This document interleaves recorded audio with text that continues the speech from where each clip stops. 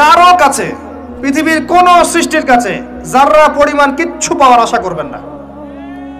একটু আশা করবেন আপনি কষ্ট পাবেন। কারো কাছে কোনো আশা করতে যায় না, শুধু আল্লাহর কাছে আশা করেন। সমস্ত কাজের প্রতিদান আল্লাহর কাছে চান, পরকালে আপনি সুখে থাকবেন ইনশাআল্লাহ। শেষ হাসি আপনি হাসবেন ইনশাআল্লাহ। এছাড়া আমি কোনো সলিউশন দেখি না ভাই। আমি কলিজা থেকে কথাগুলো বললাম আপনাকে, আর যে কথা কলিজা থেকে বের হয় সেই কথা আপনার কলিজার মধ্যে আঘাত করবে ইনশাআল্লাহ। সব কাজ শুধু আল্লাহর জন্য করেন, কেউ আপনার আপন না। আল্লাহ ছাড়া কেউ আপনার আপন নয়।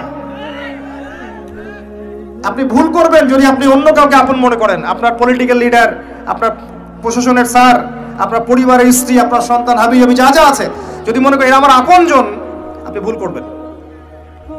সবাই সবার স্বার্থ চেনে, সবাই সবার স্বার্থ চেনে। শুধু আল্লাহ আপনাকে নিঃস্বার্থভাবে ভালোবাসেন, আল্লাহ পাক স্বার্থ চান না। সারাটা জীবন পাপ করে থাকলেও একটা বার দাঁড়িয়ে খালি বলেন আল্লাহ আস্তাগফিরুল্লাহ ওয়া আতুবু ইলাইহি, মন থেকে বলেন আল্লাহ আমি ভুল করেছি, আল্লাহ আমাকে মাফ করে দাও। এক মুহূর্তের মধ্যে আল্লাহ পাক আপনার সমস্ত গুনাহগুলোকে নেকিতে পরিবর্তন করে দিবেন ইনশাআল্লাহ। আল্লাহ ছাড়া কেউ নাই আপন।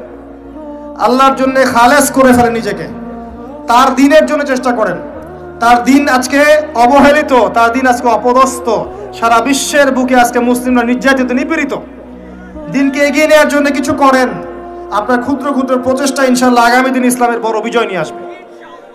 দিনের জন্য খালেস করে ফেলেন নিজেকে। আপনার সময় আছে এখন, জ্ঞান অর্জন করেন, জ্ঞান অর্জন করেন, পড়াশোনা করেন, আলেম ওলামার কাছে গিয়ে ক্লাসিক্যাল বইগুলো পড়েন, প্রজেক্ট রেডি করেন, দাওয়াতি কাজ করেন, বই লিখেন, বক্তব্য দেন, দিনের জন্য করেন। আপনাকে আপনার দুনিয়া আল্লাহ গুছিয়ে দিবেন ইনশাআল্লাহ। দুনিয়া আল্লাহ গুছিয়ে দিবেন ইনশাআল্লাহ। আপনি দিনের জন্য খালেস করে ফেলেন নিজেকে, আল্লাহর দিনের হয়ে যান। এবং দুনিয়া যে কাজগুলো করবেন শুধু আল্লাহ সন্তুষ্টির জন্য করবেন, কারো কাছে কিচ্ছু পাওয়ার আশা করবেন না।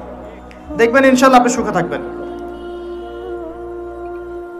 একটা পর্যায়ে গিয়ে নূহ আলাইহিস সালামকে বলতে হয়েছে রব্বি আন্নী মাগলুবুন ফান্তাসির। আল্লাহ 950 বছর দাওয়াত দিলাম, মানুষ কথা শোনে না, মানুষ শোনেই না। 950 বছর দাওয়াত দিলাম, আল্লাহ আমার পরিবারের লোকও কথা শোনে না। আল্লাহ আমি পরাজিত, তুমি আমাকে সাহায্য করো। একটা পর্যায়ে গিয়ে লূত আলাইহিস সালামকেও তার স্ত্রী সন্তান ছেড়ে চলে যেতে হলো। একটা পর্যায়ে গিয়ে ইব্রাহিম আলাইহিস সালামকে তার বাবাকে ছেড়ে চলে যেতে হলো।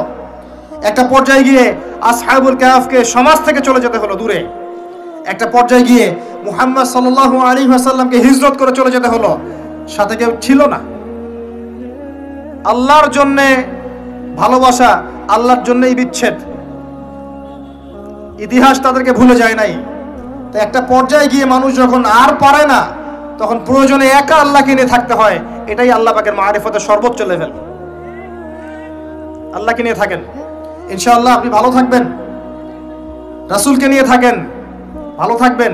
তার সুন্নাহকে নিয়ে থাকেন, ভালো থাকবেন। তার দিনকে নিয়ে থাকেন, দিনের জ্ঞান অর্জন করেন, দিনটাকে প্রচার করার চেষ্টা করেন, দিনটাকে প্রতিষ্ঠা করার চেষ্টা করেন।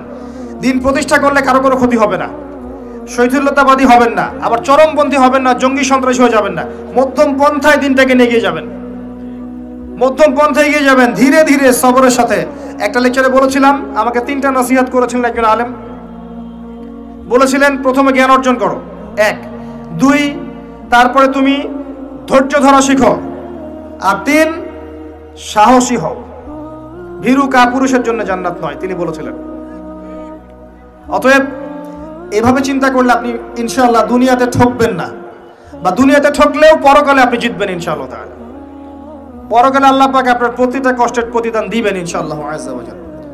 আসুন আমরা সবাই যার যার জায়গা থেকে আল্লাহর হয়ে যাই, আল্লাহর জন্য নিজেকে খালেস করে দিই। আর আল্লাহর ভালোবাসা পেতে চাইলে তার রাসূলকে তার রাসূলের আনুগত্য করতে হবে, তার সুন্নাহ মাফিক চলতে হবে। আল্লাহ পাকের ফরজ ওয়াজিবকে ভালোবেসে আদায় করেন, বিরক্ত হয়েন না। নামাজের আজান হচ্ছে, বিরক্ত হয়ে যায় না, ভালোবেসে নামাজে যান। যে আল্লাহ আমার কাছে একটা ইবাদত চেয়েছেন, আমার রব, আমার সৃষ্টিকর্তা আমাকে একটা সুযোগ দিয়েছেন, আমার কাছে একটা ইবাদত চেয়েছেন, সিজদা চেয়েছেন। আল্লাহ আমার কাছে কি আর চেয়েছেন? তাওহীদ চেয়েছেন, সুন্নত চেয়েছেন, হালাল খাই এতটুকু চেয়েছেন, সাধ্যমতো দিনের খেদমত করে এটা চেয়েছেন। আল্লাহ পাক আমার জন্য জান্নাত রেখেছেন, আমি আল্লাহর জন্য করব না? আল্লাহ পাকের কাজগুলো ভালোবেসে করেন, আল্লাহ পাকের কাছে পাবেন ইনশাআল্লাহ তাআলা। দেখবেন যদি আপনি আল্লাহর হয়ে যান, আপনি মনে মনে কিছু চাইবেন, হাত উঠিয়ে চাওয়ার আগে আপনার সামনে আল্লাহ পাক সেটা হাজির করে দিবেন ইনশাআল্লাহ। বিশ্বাস হচ্ছে না আপনার কথা, আমার কথা? আমার জীবনে শত শতবার এই ঘটনা ঘটেছে। মনে মনে চিন্তা করছি যে এটা দরকার, এটা হলে ভালো হতো, এমনকি এমনও চিন্তা করছি এটা খেতে ইচ্ছা করছে।